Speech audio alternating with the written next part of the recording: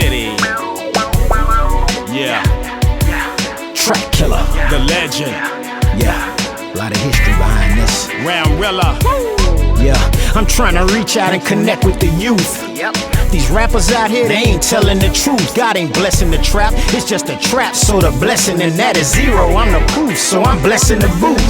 Welcome to Blind City. Welcome to Blind City. I'm your host, Langford Cunningham. And I have another amazing guest coming straight from the streets, Notorious.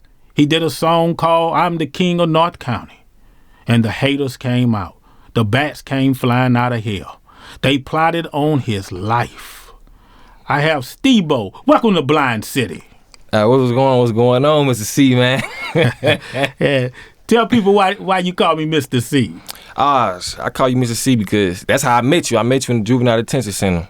So I call you Mr. C. That's all I know you by is Mr. C. I respect that. I respect that. So let's get right to the situation. When I first met you, you was coming in. How old were you then? I was about 15 years old. Yep, 15 years old when I first came in, when I first met you. And where was your mindset when you came in? My mindset when I first came in was kind of just like, I ain't gonna say ruthless, just crazy, but it was kind of just like the environment I was in around that time was kind of just like, I just didn't give a f. Just be straight honest. Like that's where my mind was at the time. Like I just didn't give a f. Right. And why you didn't give a f? Because what? Were you engaging in violence on the streets? Yeah. Was it just you were running? What were you running from or running to at that time? I feel like I didn't give a fuck. I don't want to say just not about life. I always cared about life, of course, but I just feel like I didn't give a fuck because I had to have that. You kind of got to have that mentality when you're dealing with people in the streets. You can't really care, you know? You kind of got to have your head. Like, I really kind of just showed, like, not show my real side. You got to have that hard, that tough side on. So when I came through there, and even on the streets, it's kind of like, all right, F it, you know? Like, that's where I got the I ain't give a fuck type of attitude from. So how many months did you do in juvenile detention? I did a month, then I got out, and I did a few more months on house arrest. And I know we had a lot of guys in juvenile detention that came in along with yourself. Majority of them are doing major time in prison. Yeah. I think you're the only one out that group that is still free and out here doing something productive. It's true. So what did you learn? Did you learn anything from me in juvenile detention? Oh, hell yeah. See, I learned a hell of a lot from you in juvenile detention, man. I recall a day like, this had to be at night. I remember vividly. It was like probably 7 p.m. You cut on the movie Colors, and you was just breaking it down. I know everybody else really wasn't paying attention to the movie, and it was just about, Bloods and Crips back in the day, But I know I sat there and I really looked at it. I looked at the movie and I started seeing, like, I get what he was trying to say. He was basically saying, like, man, y'all basically like we fighting over stupid stuff, man, just dumb stuff. So back to what you just said with what I learned from you, I just kind of learned, like, really being a man, like certain things you used to say in there. I just caught on to your whole swagger about yourself. Just I used to walk in the room. It was just different from any other CO in there. Like when you walked in the room, you just had that walk about yourself. So let's say like certain things you would say to an individual.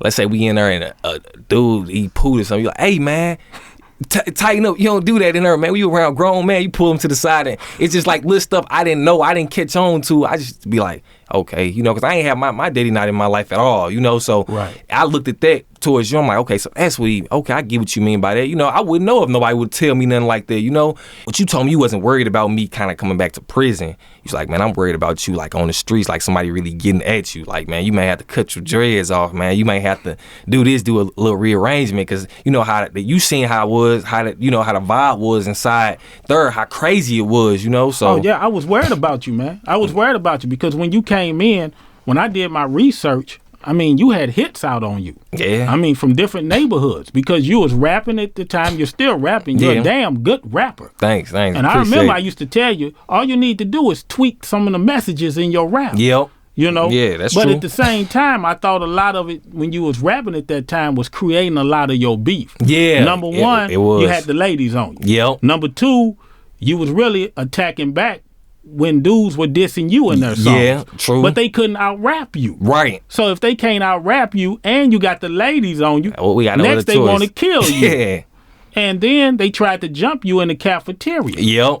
Can you expound on that? You want to know what the situation was? Just me going into the cafeteria? Yeah, telling just you, go on. How did the other neighborhoods that were locked up as well? Because we had about 4 or 5 different neighborhoods in juvenile detention, and everybody was beefing. We had high security in there. Yeah. So when we went to the lunchroom, just talk about what happened. You got up from the table and what happened. Okay, yeah. So no, that situation you talking about, when I walked inside the lunchroom, I kind of already knew. I already seen the vibe, how everything was kind of finna go already when it first happened.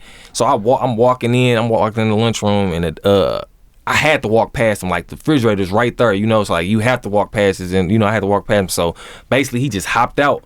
He tried to hop out, and I just went and did. I handled my business right there, you know, and I don't know if the other person, he tried to hop in, but by that time his partner was kind of just already stumbled, bloody. It was just kind of, you know, so. Yeah, we had a riot. Yeah, it was. Yeah, it went that crazy. kicked off the riot in the cafeteria. Yep. Yeah, because guys were plotting on you. Yeah. Just on the streets, they were plotting for you, and they were plotting for you in there. Oh, yeah. And that's when I really saw, I was like, you know what? Let me really talk with him. He has a lot of potential, you know. And some guys I couldn't reach. Yep. Some guys I couldn't reach. Some of them just stayed there and listened out of respect. But it was something about you I saw. I saw the potential. And I just said, not saying you were going to follow or listen to everything I had to say, but I knew if I kept coming at you and being persistent, you will remember something that would help you out on these streets. Yep. So when you finished juvenile detention, you got out of those situations. What happened as the years went on when you got released? And I know you and I didn't talk for a couple years. Yeah. What happened with the journey after juvenile detention? Basically, what happened when I got out was I feel like I just moved smarter. That's what I really want to sum it up. I feel like I started moving smarter, and I just started, like, certain things that I would have tripped off of around them times back then, I just stopped caring about. It really didn't matter to me anymore. So you started thinking? Yeah, started thinking, yeah. That's what really, really happened to me. I started thinking. I started saying, like, dang, I kind of knew in the back of my head, like, man, I know I don't want to be away from my family. Like, I know I didn't want to be away from my family at all. It didn't matter how long or short. Like, it really never really took for me to go through a lot for me to understand. I look at other people's situations, and then I learn from that. So I seen, like you said, people around me dying. They just getting killed at a rapid rate. A lot of people getting sent away for 10, 20 plus years. A lot of murders, a lot of, you know, drill. I done seen a lot of that stuff just go on and on. So that made me look at it like, man, it's getting closer and closer. I'm like, I'm not trying to be the next person that's, you know, seeing on real STL news, or you see me on a new Fox 2 News, KMOV, I didn't want to be the next person that you seen on there, and like, you know. And I was looking for you. Right. I was looking for you. I was worried about you because I seen a lot of guys that came through juvenile detention that got murdered. Yeah. And I knew these guys, and that hurt me because I felt I was a father figure, you know, and you know how things carried on, and we can't get more in depth about that. Right. But you know my passion for them kids in there. Yes. You know, when I came into work, you knew I love my job. Yeah. But some people came in there, you knew they didn't give a damn about kids.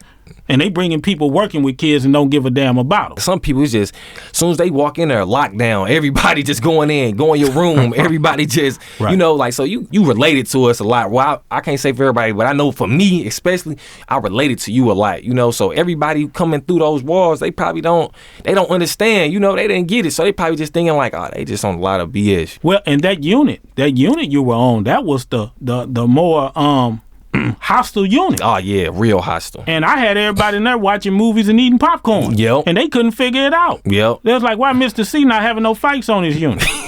Because it's all about how you treat these kids. Exactly. And I get very upset when I hear people on the news, oh, they killers, they murderers, they just this, they just that. Well, you got to get to know these kids and see where they come from. And why this is happening. And I want you to expound on that because one point of time, they shot up your house. Oh, yeah. Oh, yeah. So tell the people, and don't hold nothing back. I'm not. What is going on in these streets with the neighborhoods? Like you say, it's not Crips and Bloods no more. It's kind of like zones now. Yeah, zones, yeah. Yep, it's kind of zones and who you grew up with, yep. I feel like right now, everybody's in survival mode. That's what we going through right now. It's survival mode. It's dog eat dog. You gonna get, it's finessing. It's just like I'm taking. Now explain finessing. Finessing is basically like, it's like, let's say if you got a big homie, OG, whatever you want to call it in the hood, and he take you on his wing, and whole time you thinking like, oh, he's teaching you this or he's teaching you that, or let's say he's giving you weed, whatever. Right. And you getting finessed out of it. You don't know that you probably not even making no money back off of what he's doing. It's just kind of like a secret, kind of like a plot twist. That's what I really call manipulation. Yeah, you manipulating me in a way, you know. So, right. But yeah, so it's a lot of that going on out here, and like back to the survival mode, and everybody want to be somebody. Everybody wants to be this star. Everybody wants to be that. So carrying on from what you said, like back in the detention center, you see I'm going in there and everybody looking at it like, dang, because around that time my music was just blowing up, having like 100K hits on YouTube and everything. So you see these young kids, they about looking at me like, how does he have this? Why everybody paying attention to him? Why? Jealousy. Yeah, the jealousy, you know. So that's still going on. So everybody's still on the I want to be somebody in the survival mode. So you see somebody on Instagram or Facebook, you see them with a lot of money, or you see, especially if you grew up with them, you went to school with them, and you in high school, anything like that, and you see them like that, like you could kind of get a little envious. I can see how somebody could kind of get envious, and I can't really get mad. I can't just say, oh, like everybody's like this or it's wrong, because I can say once upon a time, I'm 15, 16 years old, I'm looking at it, I'm like, dang, I used to be that person, kind of like, I don't like this person. Well, I don't. You get what I'm saying? Right. So like, let's rob them. Yeah, let's rob them. Let's do this. Or you feel like, man, F him. You know. So like, that's what I feel like a lot. That's what's really going on. A lot of kind of people not being they self, and I feel like it's okay for you to be yourself. And I'm not just saying that just be yourself.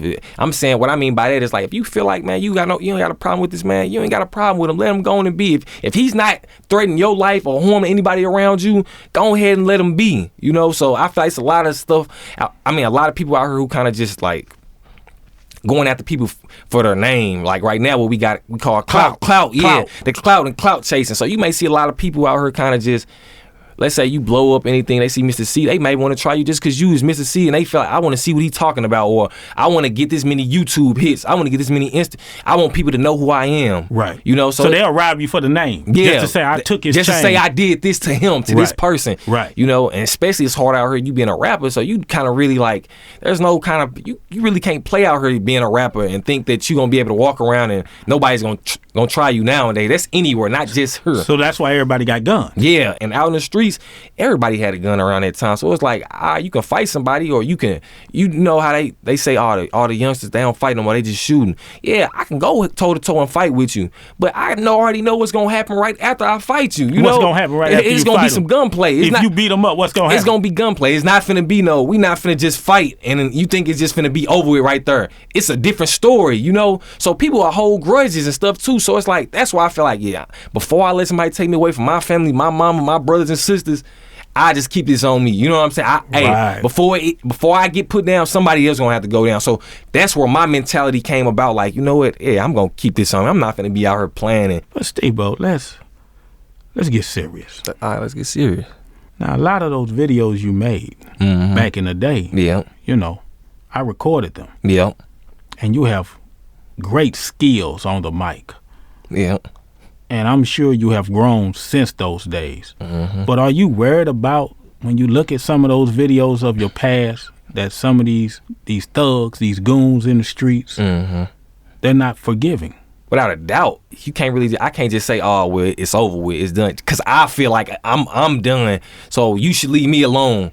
It don't work like that, you know? Like, it don't work like that. So you still stay on guard, though? I have to, of course, always. I'm always on point, yeah. My generation, I feel like that's what's doing all the killing right now. That's what's really doing the killing. That's what who's all dying. So it's like, really, it's kind of like a game right now. Not a game, but a game for you to win in life. Like, I feel like if you reach 30, I can't even say 25 or anything, because people die 27, 28. But like, well, at least you reach to your 30s, maybe everybody would be a little calmed down, because everybody got their children and everybody kind of, you know, their children getting older, so maybe they'd calm down. But as far as right now, like, I don't see that happening at all. So how did you feel when they shot up your mama house the first time? What stopped you from going overboard?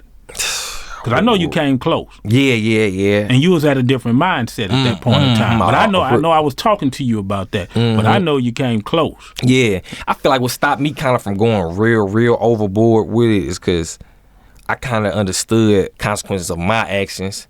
Like, I knew, like, what I was doing around that time, like, what kind of caused for people to do that, to come back to my house. Like I was moving so stupid to the point where the person I was into. Say that again. You was moving what? Stupid. I was moving real stupid. That's accountability. Yeah, I was moving real stupid to the point where, why would you get into it with somebody that kind of stay like right around the corner from you? I'm not saying it's that dumb, but that's how things happen. It happens from you being close, cool with somebody, and then y'all get into it. They know where you stay at. So now that's a liability. And you got your family. I got my mama, everybody else at risk. Luckily, nothing didn't happen. I feel like I knew I took responsibility and knew like. And you learned from it. Yeah, I learned from it. I knew I was kind of moving dumb. Yeah. Okay. What's your son's name? His name Stephen. He's a junior. He's named after me. And how did you feel once you saw that life come out of her? Man, was that a game changer? A whole game changer. He born on my birthday too, 20 years later. So it's kind of like me all over again. Like you got my same birthday 20 years later. So it's like when when he's 20, I'm 40. So it's like that kind of really, it opened me up and made me realize like, okay, I know what I really need to teach him at a young age. Like I don't want to just wait and say, oh, he's a kid, because everybody, this internet gonna show him the world before the parents show him anyway. What? Say that again. The internet. What? Yeah, the internet gonna show him the world before the parents show him anyway. They gonna be on these iPods, tablets. Because I know I was once a kid doing the same thing. You on the internet, you gonna look up what your mama telling you not to look up. You gonna look up what they don't want you seeing. So I know you gonna have to. I'm gonna have to sit down and talk to him. Not just one day, but just every day, because I know one talk really may not get you, unless you in a certain point in your life. But you talking to him every day, and I feel like a father, like just a father role in my life. If I would have had somebody kind of like that stern voice to him, like, hey, chill out, tighten up, like, hey, in a certain situation, like, hey, you tripping right now, like I said back when you did that to dude, hey, chill out right now. Just having that somebody tell you, like, hey, man, you tripping right now, like, hey, and not you going crazy trying to fight him because somebody's correcting you on your actions. So I feel like with me if I could do that to him, growing all the way up, I can't say what he would, but I know it'd be a whole lot better than what's going on now. Let me say this before we go to break. Man, I got tears coming out my eyes, bro.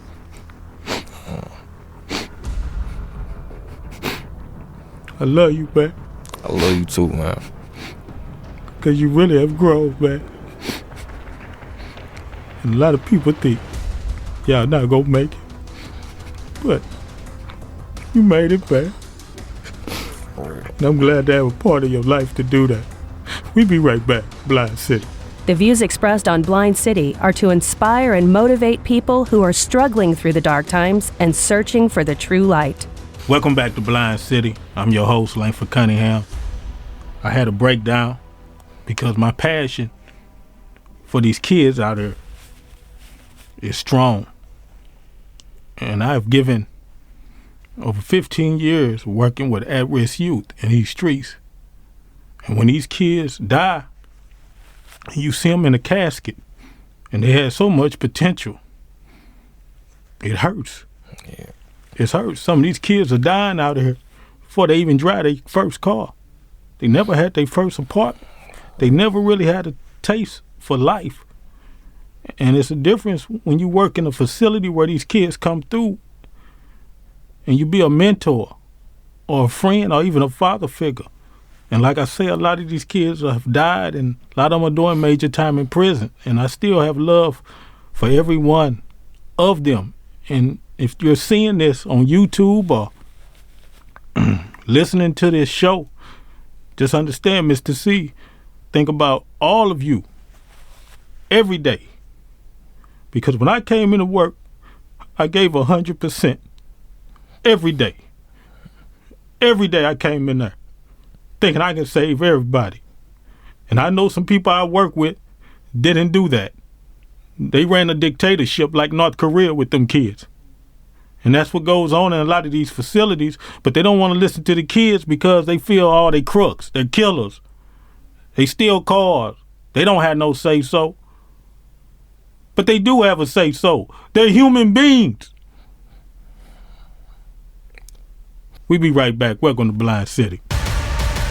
What up? It's the one and only Stebo. You listen to Blind City, the podcast with your host, Mr. C. Welcome back to Blind City. I'm your host, Langford Cunningham. We have Stebo inside Blind City. He's a proud father now, and he's having a successful rap career. What's going on with the rap career? Man, it's going well right now. Still, right now, I feel like what I'm doing with it, I'm just not getting everything on the business and legal side right now. Cause at first back then, I kind of just used to just rap on instrumentals and just put it out there, and I feel like I could have probably been getting paid off the hits I was getting on YouTube, you know. But we live and we learn through things, and I know now. So now I'm just getting my business side and everything in order, and I feel like I never stop. As long as I got a voice and people want to hear it, I don't feel like I stop. Now, let the people know, how many hits were you getting? I was getting like 500,000 views. Like right now, I got 600,000. You know, like on multiple videos. So, but yeah, at the beginning when I first met you, I was getting hundreds of thousands of views. So it's just growing, and I feel like the fans kind of growing with me too. Well, I saw a video, I think, before I lost my vision.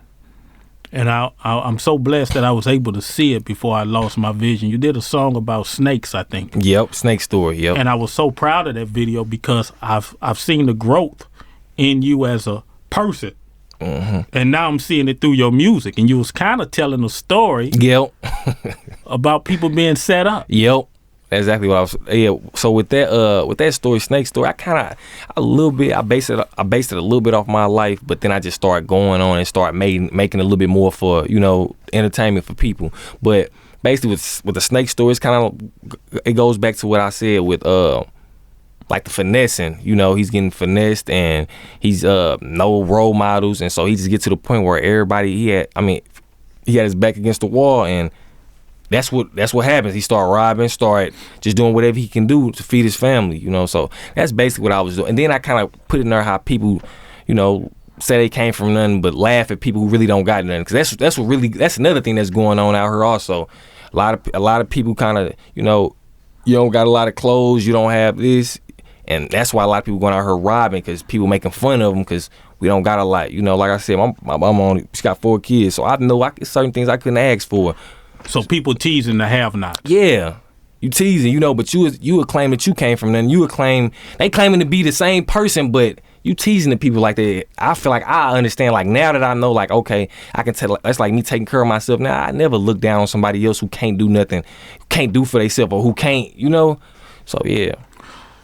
So before we wrap up, if there's any message you could give to a young kid right now, a youngster that's like 16, 15, he may be in juvenile detention, he may be coming out of juvenile detention, and he just so happen runs across Blind City on YouTube. Yeah. What would you tell him?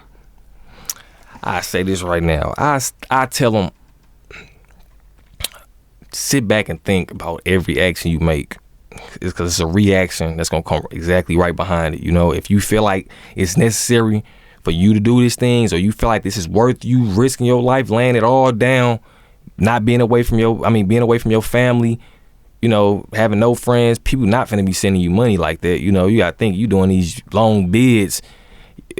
Look who already in your corner. Do you really want to keep asking your mama for money, knowing she got other stuff to take care of? If she could barely take care of the household already, you get what I'm saying? So the friends you got right now, are they really gonna be able to send you some money? Or the other side, do you really want to be put down? You feel like everything is worth you just getting put down, or you feel like it's worth that? You know, like I look at it like I'm not gonna preach to you. I ain't gonna tell you like everything is your decision. Just know every action got a reaction to it. So if you feel like this is worth it, you know, hey, that's on you. If you feel like you killing this person is worth it, knowing he got people that's probably just like you that's gonna come behind him and, you know, go do drastic measures to go see you. If that's worth it, then, you know, just be my guest. That's how I feel. That's real talk. Welcome to Blind City. I'm your host, Langford Cunningham. Stebo, no, you're not the king of North County, but you are a king for your son and your family. This is Pastor Rick, and you're listening to Blind City, the podcast. Welcome back to Blind City. I'm Langford Cunningham, your host. It's time for the people's favorite segment, Church in the Streets with Pastor Rick. How you doing, Pastor Rick? I'm doing well, Mr. C.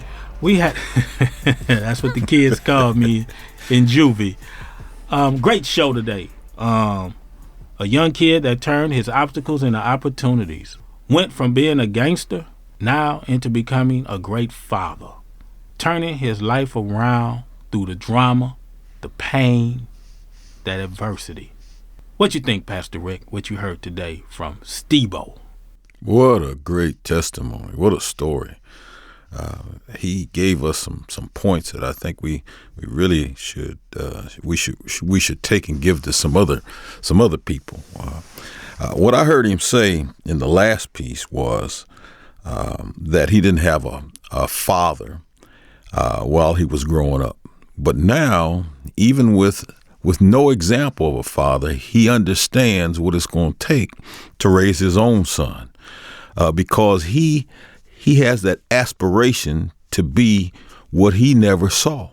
That's something that we've got to get a message out to. That there's this love connection that we all need, that we all want. We all want to be loved. We all want to be affirmed. We all want somebody to say, you're okay. Not just you're okay, but you're good. You've got value. We all want somebody to pat us on the back, to lift us up, somebody to nurture us with love. We all want that.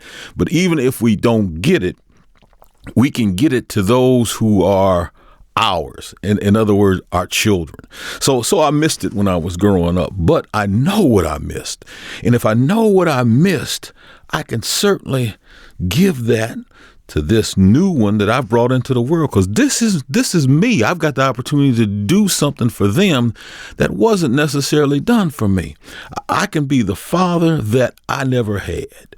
I can inspire somebody to be so much better than I. And that's what I heard Stebo say, that my son wouldn't have to do what I did. He's going to give him the ropes. He's going to give him understanding. He's going to give him love. He's going to nurture him in a way that's going to always give him the best information, the best protection, the best understanding, the best wisdom. All that comes from him in a way that he never saw, but he knows that's what he needed.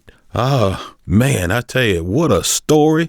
I'm so pumped up by this, because we've got a lot of young men out here who also have that same story. Didn't have a father in their home, but instead of Stebo saying, well, this was a crutch that I could use. This is why I'm this way. This is why I didn't do this, that, or the other. He says, I'm moving on from where that was, and now I've got a son. I got a reason for putting a young life and giving him the best life that he can have with the wisdom that I got, because I'm going to be in his life. What a story. Church in the Streets with Pastor Rick. Pastor Rick, I thank you once again for encouraging words. I hope the citizens of Blind City and the community will learn from this. Do not turn your back on the youth. Please do not turn your back. Yes, they may do some stupid things. Yes, they may be killers. They may be shooters. But guess what? They're doing it off survival mode. They never had a father. Maybe you don't know their circumstances. They may be homeless. They don't have no one to turn to. But you could be that person they can turn to. Maybe one word can change their whole direction out their life. That's why you can't give up on nobody. To Stebo's mother, happy birthday. Be proud of your son. If his father is in his life or not in his life, Mr. C is in his life forever. Welcome to Blind City. Help us share the word about the podcast Blind City. Remember to like, share, and subscribe. Blind City, the podcast, is produced and recorded at Clayton Studios in St. Louis, Missouri. The views expressed on this broadcast are not necessarily those of Clayton Studios or its affiliates. Blind City. Yeah. Track killer. The legend. Yeah. A lot of history behind this. Ramrilla. Yeah. I'm trying to reach out and connect with the youth. These rappers out here, they ain't telling the truth. God ain't blessing the trap, it's just a trap. So the blessing in that is zero. I'm the proof, so I'm blessing the booth. My soul is a mirror, my vision is clearer. No more making them quick decisions in error. Avoided prisons and the stigma of the system that got us missing. But will they listen to me since I'm not from their era? They call me realer cause it don't get no realer. I'm from a city full of wolves and gorillas. The blind lead the blind, and only the strong can survive. So we gotta reach out to the youngsters and hope that they feel us. Can they feel us? Can they really open their mind? Cause right now we got killers and shooters. The people in the community, you gotta stand up, baby. You gotta wake up. Gangsters, you gotta wake up. Strippers, you gotta wake up. Preachers, you gotta wake up. You gotta come out that sanctuary. You gotta come into the streets. You gotta raise church and